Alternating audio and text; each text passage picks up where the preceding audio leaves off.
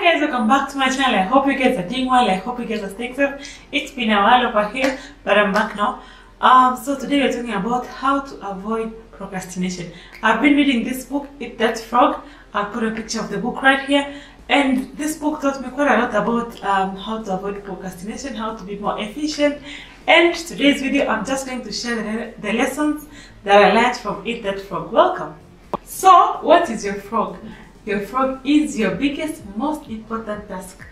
And the book Eat That Frog has 2 rules. The first rule is, and here I'm reading, the first rule of Eat That Frog is, eat the ugliest frog first. So you have several tasks to do. And what is the first rule? Eat the ugliest frog. Do the hardest thing first. The one thing that keeps procrastination all the time. So this is the thing you should do. So the first rule of Eat That Frog is eat the ugliest frog first. And the second rule of Eat That Frog is, and here I'm going to read, if you have 2 live frogs to eat, it doesn't pay to just stare at the frogs for far too long. So yes, you have a lot of tasks to do.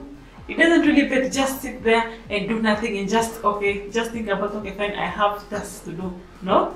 Remember the first rule of Eat That Frog. If you have 2 frogs to eat, eat the ugliest first, and don't keep staring at your frog. So if you have tasks to do, first do the hardest thing for you. First start doing the hardest thing, and then the second, don't stare for too long. Just start doing. Another lesson of Eat That Frog is plan every day in advance.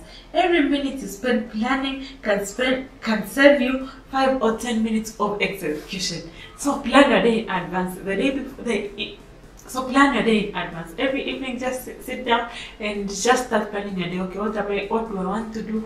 What do I want to accomplish the next day? Because all the time you spend planning will help you execute better. And this is something that I've really been trying to do recently. I've been trying to plan my week on weekdays. Most days I try doing it on Sundays, that I plan my week, because yes, I have work to do, but there are also some other things that take up my time. So I usually try and plan, because sometimes you can get so overwhelmed and you find out there are things that you're not doing. So yes, plan every day in advance. Another way you can stop procrastination is being action-oriented. When you have a good idea, work on it immediately. It doesn't really pay to just sit down and not do anything. Remember, in the 2 rules of Eat That Frog, if you have 2 live frogs, it doesn't pay to just sit and stare at the frogs. Just start doing it. So if you have something to do, just become action-oriented. Just sit down and just think, okay, because you're going to waste so much time, doing nothing. So become action-oriented. Another way you can avoid procrastination is get rid of technological time. Put your phone away. We live in a world where there's so much social media, there's so many things to be on, so many applications that you end up spending so much time scrolling, and sometimes they're just not even important things.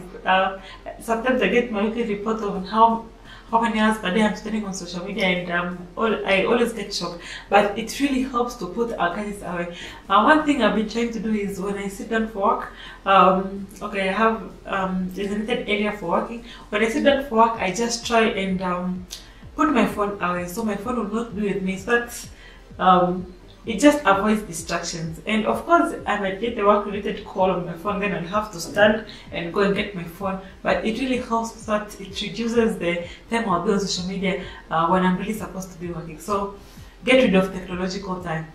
Another way you can avoid procrastination is take a full day off from work, either on Saturday or on Sunday. Don't work or do anything. And this is really a key lesson that I learned from Eat That Frog. Eat That Frog goes on to say, quality time at work is what counts, and the quantity of time at home is what matters.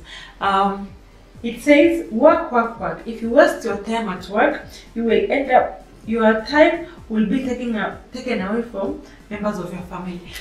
So this is something that I'm really trying to grasp nowadays, that what I really want to do is, the time that I'm supposed to be working, I really work, so that by the end of the day I'm supposed to spend time with my family, then I have actually that time to spend with my family. Because sometimes we might end up not giving our best at work, or maybe you are doing other things and you're really supposed to be working, and then in the evening comes, your report is due, you still have to work.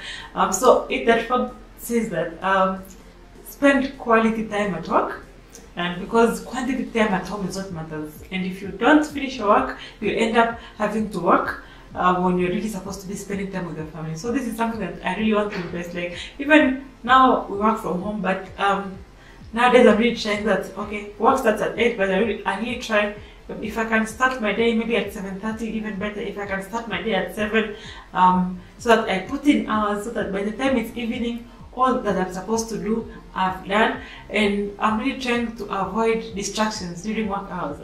When it's time to work, just work, so that by the time it's evening, you've cleared what you're supposed to clear that day, and so that now you have quality time to spend at home with the family.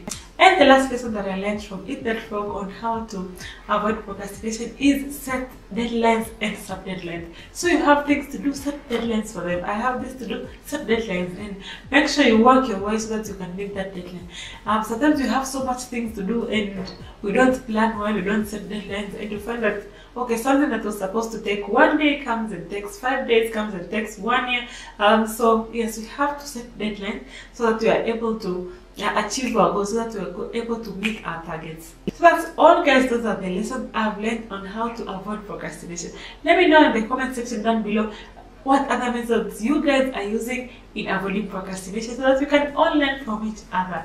If you like this video, please don't forget to click the like button and to subscribe if you've not yet subscribed. I'll see you in my next video. Bye.